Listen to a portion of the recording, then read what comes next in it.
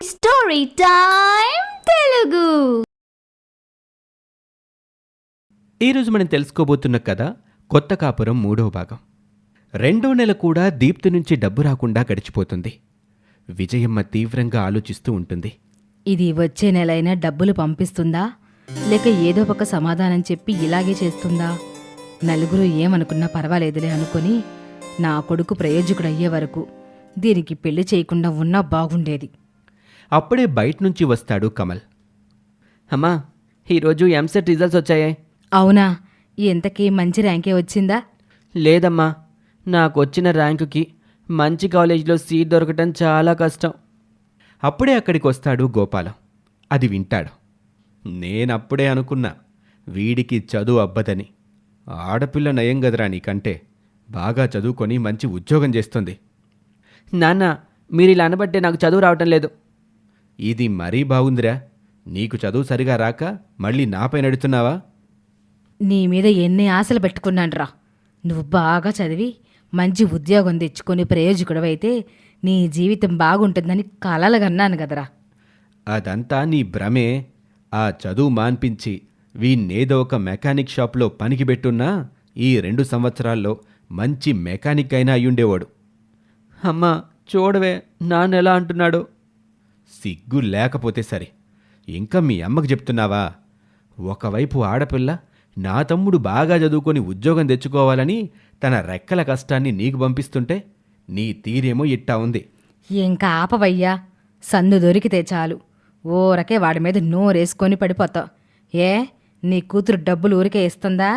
దాని పెళ్లి కోసం మనం ఎంత అప్పు చేయలేదు? నువ్విలా వాణ్ణి వెనకేసుకొని వచ్చినన్ని రోజులు వాడు బాగుపడ్డు. అమ్మా కొడుకులు మీ తిప్పలు మీరు పడండి అని అక్కడి నుంచి బయటకు వెళ్ళిపోతాడు గోపాలం. అమ్మా ప్లీజే, ఎలాగైనా డబ్బు సర్దవే. ఎక్కడి నుండి తీసుకురాండ్రా. ఏదో కాస్తో కూస్తో అయితే నెల ఖర్చుల కోసం ఎలాగోలా మీ అక్కని అడగొచ్చు. లక్షలు అడగాలంటే ఎలా? ఇక నువ్వు జీవితాంతం కూలి పని చేసుకొని బ్రతకాల్సిందేనేమో. అమ్మా అలా అనకే. డొనేషన్ కడితే మంచి కాలేజీలో సీట్ వస్తుంది. అక్కడ బాగా చదువుకుంటానమ్మా, మంచి ఉద్యోగం తెచ్చుకుంటా. నన్ను నమ్మవే.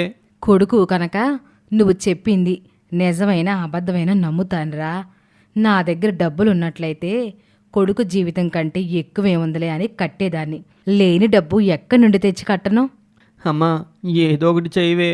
ఒకవైపేమో మీ అక్క 2 నెలలుగా డబ్బులు పంపించడం లేదు, నువ్వేమో డొనేషన్ కట్టమని అడుగుతున్నావు. ఏం చేసి చావను? నా దగ్గర ఏమైనా మంత్రాలు ఉన్నాయనుకుంటున్నావా చదవగానే డబ్బులు రాలడానికి? అని విజయమ్మ కసురుకోవటంతో అలిగి బయటకు వెళ్తాడు కమల్. మరోవైపు అత్తగారింట్లో రాత్రి అందరూ డైనింగ్ టేబుల్పై భోజనం చేస్తూ ఉంటారు. నాన్నా, వచ్చే ఆదివారం అందరం కలిసి పిక్నిక్కి వెళ్దాం. పిక్నిక్కి మేమెందుకు లేరా? సరదాగా మీ ఇద్దరూ వెళ్ళరండి. అసలు పిక్నిక్ ప్లాన్ చేసిందే మీ ఇద్దరి కోసం. మీరు లేకపోతే ఎలా నాన్నా? మా కోసమా? ప్రత్యేకంగా మా కోసం ఎందుకురా? మీరు మర్చిపోయినా కానీ నాకు గుర్తుంది.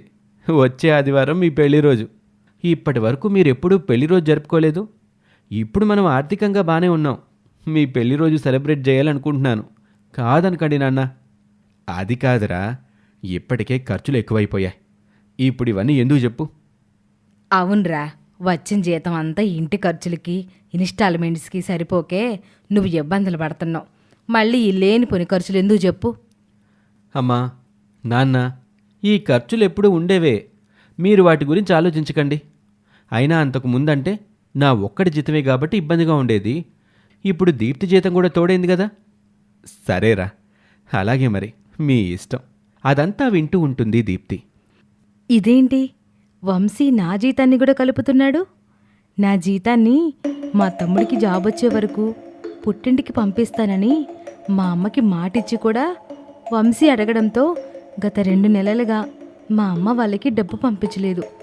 ఇక ఈ నెల కూడా పంపించకపోతే వాళ్ళకి చాలా ఇబ్బంది అవుతుంది. కోడలు భోజనం చేయకుండా ఏదో దీర్ఘంగా ఆలోచిస్తూ ఉండటం గమనిస్తుంది శాంతమ్మ.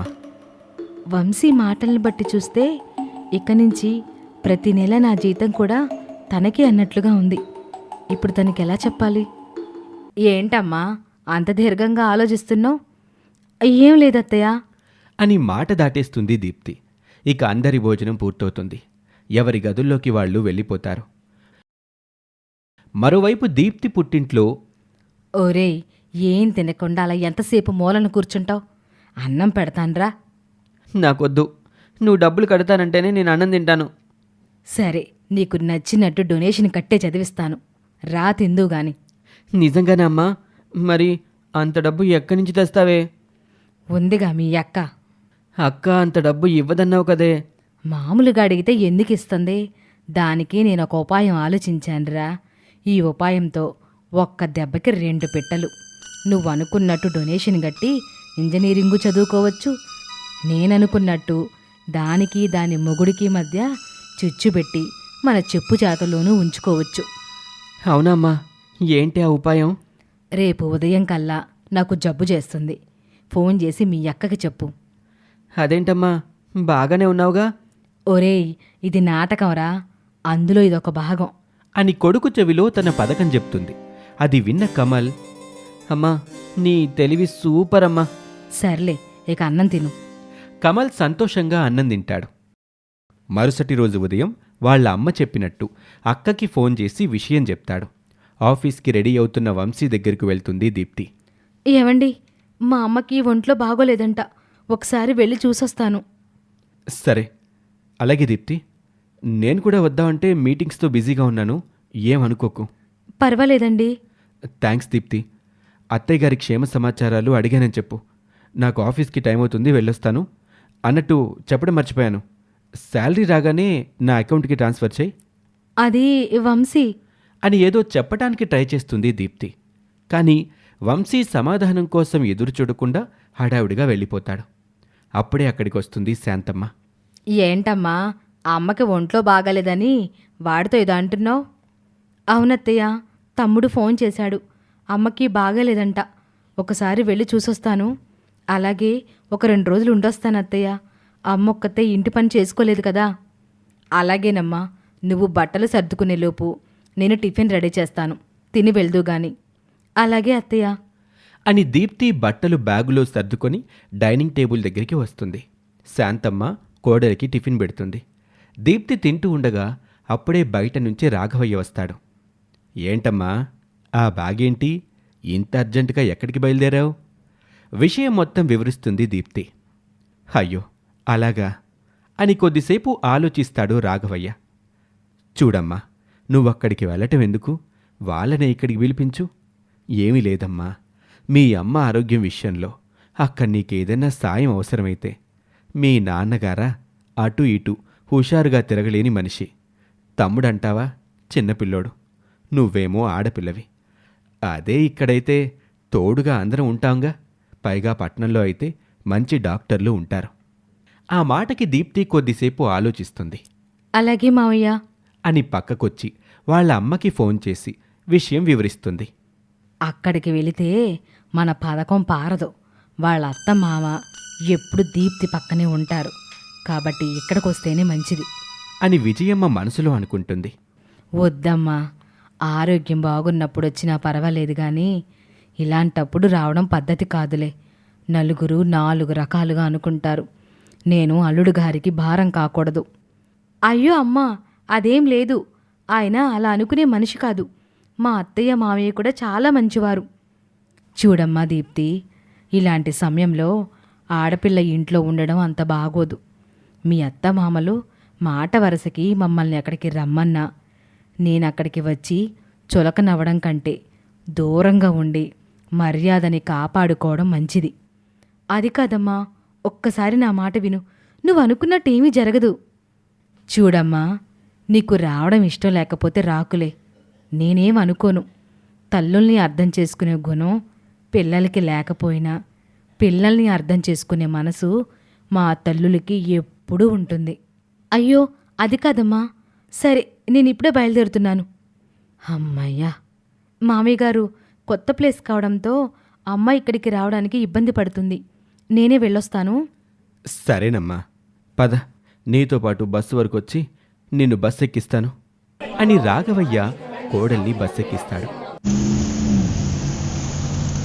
బస్టాప్ దగ్గర కూతురు కోసం గోపాలం ఎదురు చూస్తూ ఉంటాడు. బాగున్నావా నానా? నేను బావున్నానమ్మా, నువ్వెలా ఉన్నావు? అల్లుడు గారు, మీ అత్తమామ అందరూ బాగున్నారా? అందరూ బాగున్నారు నాన్న. అలా దారిలో కుశల ప్రశ్నలు వేసుకుంటూ ఇంటికి చేరుకుంటారు. అమ్మ దీప్తి, నేనలా పొలం వరకు వెళ్ళొస్తాను. అలాగే నాన్న. ఇక గోపాలం పొలం దగ్గరికి వెళ్ళిపోతాడు. దీప్తిని చూడగానే దొంగ ప్రేమ ఒలకపోస్తూ, వచ్చావా అమ్మ దీప్తి? నా తల్లి, నిన్ను చూస్తేనే నా మనసుకి సంతోషం. అసలు ఏమైందమ్మా? ఎంతో ఆరోగ్యంగా ఉండేదానివి. ఏం చెప్పమంటావమ్మా, నీ తమ్ముడిపై బెంగతో ఇలాగైపోయాను. వాడికి ఆ ర్యాంక్ ఏదో బాగా రాలేదట. డొనేషన్ కట్టి చదవాలంటున్నాడు. అంత డబ్బు నేను ఎక్కడి నుండి తీసుకురాను? ఏదైనా అంటే అక్కని అడగొచ్చుగా అంటాడు. ఏ మొహంతో అడగను. ఇప్పటికే నువ్వు మా కోసం నెల నెల డబ్బు పంపిస్తున్నావు. అంటే గత 2 నెలల నుంచి పంపించలేదు. అయినా మా తిప్పలేవో మేము పడుతున్నాం. పర్వాలేదనుకమ్మా, పాపం నీకు ఖర్చులుంటాయిగా అని ఏమీ ఎరగనట్టు మాటల మధ్యలో దెప్పి పొడుస్తూ ఉంటుంది.